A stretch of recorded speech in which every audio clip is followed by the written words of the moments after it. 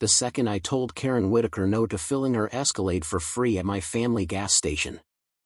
Her face twisted like she'd been slapped with reality. What she didn't realize was that refusing her little power trip would be the spark that turned her 8-year reign of suburban terror into the most satisfying public meltdown Willow Creek had ever seen. Saturday morning at Grant's Gas and Goods was usually peaceful, just the hum of the pumps, the smell of fresh coffee, and the occasional regulars stopping by for lottery tickets and small talk. I was alone behind the counter reconciling receipts when that gleaming black Escalade roared up like it owned the place. Karen Whitaker stepped out in her usual uniform, pressed white blouse, big sunglasses, and that permanent expression of someone who'd never been told no in her life. She didn't even say hello. She marched straight to the counter, slapped her keys down, and announced, "Fill it up with premium. Tyler." As HOA president, I shouldn't have to pay when one of our local businesses can show a little community spirit. I set my pen down slowly. "Morning, Karen. The price is on the sign, $4.39 a gallon. Happy to help at the regular rate." Her smile didn't move, but her eyes went flat. "Your father and I had an understanding. He always took care of the board. It's called being a good neighbor. My father kept records of every transaction for 32 years. There's no understanding with the Whitaker family anywhere in them. If you'd like to pay like everyone else, I'll be glad to ring you up." The confusion on her face was almost funny for half a second. Then it curdled. "You clearly don't understand how things work in Willow Creek. I've kept this community beautiful for 8 years. People respect the rules. People cooperate." She leaned in. "I can make your life very uncomfortable, Tyler. Citations, inspections, fines for every little thing. I'm giving you a chance to start on the right foot." I just looked at her. "The price is posted, ma'am." That was when she pulled out her phone, dialed 911 with theatrical slowness, and locked eyes with me the entire time. "Yes, officer. I need assistance at Grant's Gas and Goods on Sycamore Road. The owner is being hostile and threatening. I feel unsafe." I almost laughed out loud. The smell of gasoline and entitlement was thick enough to choke on. 8 minutes later a patrol car rolled up. Officer Ramirez stepped out looking like he already knew this was going to be one of those calls. Karen launched into her performance, trembling voice, hand on her chest. The whole damsel in distress routine. I waited until she finished, then said calmly, "Officer, every inch of this station is on 4K cameras with audio. I can pull the last 30 minutes right now if you'd like." Ramirez's shoulders dropped a fraction. He'd clearly been to Willow Creek before. Karen waved her hand like she was shooing a fly. "That won't be necessary. I just want this incident documented for the HOA records." She shot me one last poisonous smile on her way out. "The board meeting is Thursday, Mr. Grant. I suggest you attend. We have several concerns about your property." The Escalade peeled out. I locked the door, went to the back office, and started downloading every second of footage. I created a new folder on my desktop and labeled it Timeline. I had no idea how thick that folder was about to get. The first fine arrived 4 days later, $500 for conduct detrimental to community harmony under some vague article in the 38-page CC and RS nobody actually reads. The letter was printed on fancy paper with the little oak tree logo, written in the politest language possible while still threatening to bankrupt me. Then the petty stuff started. A $200 citation for excessive leaf debris, even though the leaves were from my neighbor's oak tree that the wind had kindly delivered overnight. Another notice for my American flag being up past the approved display period. My grass was apparently 0.7 inches too tall on a Tuesday. Each time I paid the fine and added the letter to the folder. Meanwhile, the whispers began. Regular customers suddenly remembered they needed to fill up somewhere else. Old Mrs. Alvarez, who'd been coming every Wednesday for 15 years, avoided my eyes when she drove past. My weekday sales dropped 28% in 10 days. Karen never said my name in public. She didn't have to. She just planted the seeds. Some people in our community aren't team players, and let the suburban gossip machine do the rest. I stayed quiet. I smiled at everyone. I kept meticulous records of every fine, every canceled order, every dirty look.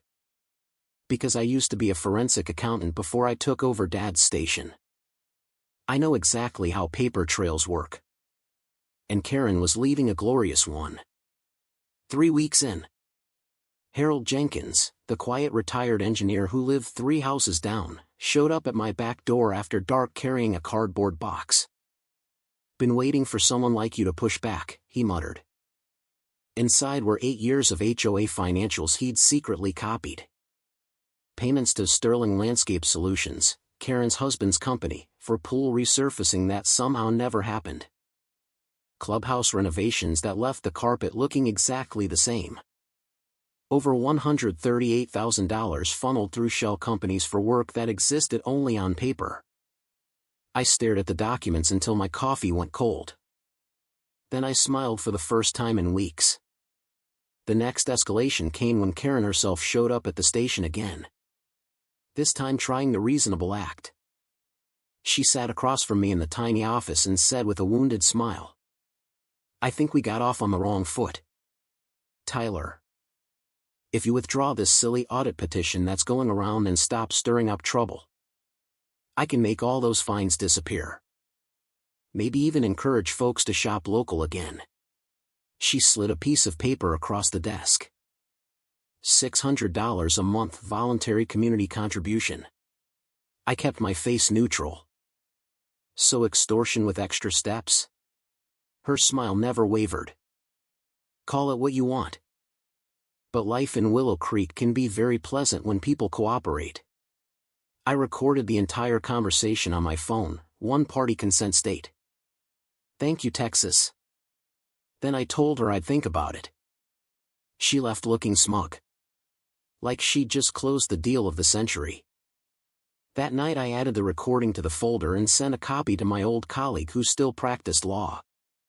His reply was one line, "This is beautiful. Keep going." I spent the next 10 days quietly knocking on doors. 23 homeowners signed the petition for a full financial audit under the bylaws. Some had been waiting years for someone to finally challenge her. Others were just tired of the $400 annual special assessments that never seemed to improve anything except Karen's lifestyle.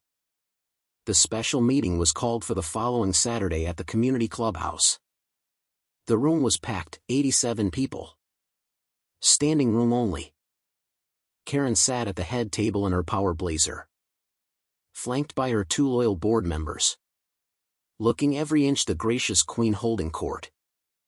She opened the meeting with her usual speech about community values and mutual respect.